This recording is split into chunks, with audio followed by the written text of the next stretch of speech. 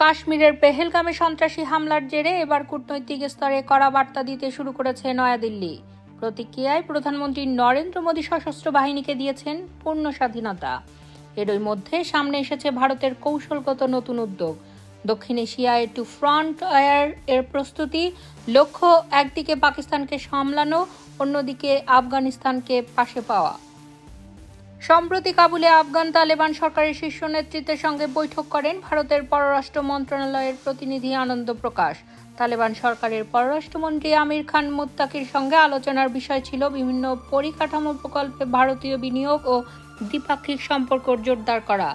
যদিও প্রকাশ্যে কোনো সামরিক সহযোগিতার ইঙ্গিত না থাকলেও বিশেষজ্ঞরা বলছেন এই বৈঠকের পেছনে রয়েছে আরও গভীর কৌশল।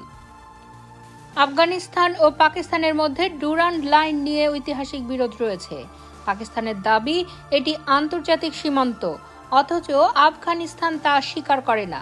এই বিরোধের সুযোগ নিতে চাইছে নয়াদিল্লি, কারণ আফগানিস্তানে আশ্রয় নিয়ে পাকিস্তান বিরোধী সশস্ত্র গোষ্ঠী টিটিপি ক্রমশ সক্রিয় হয়ে উঠেছে। তালেবান প্রশাসনের সঙ্গে তাদের সম্পর্ক থাকায় পরোক্ষভাবে পাকিস্তানের ওপর চাপ সৃষ্টি করতে এই গোষ্ঠীকেও কাজে লাগাতে হতে পারে।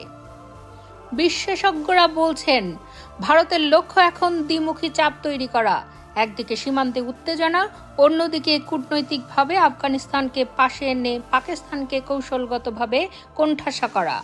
এ পরিস্থিতিতে তালেবানের ভূমিকা গুরুত্বপূর্ণ হয়ে উঠেছে।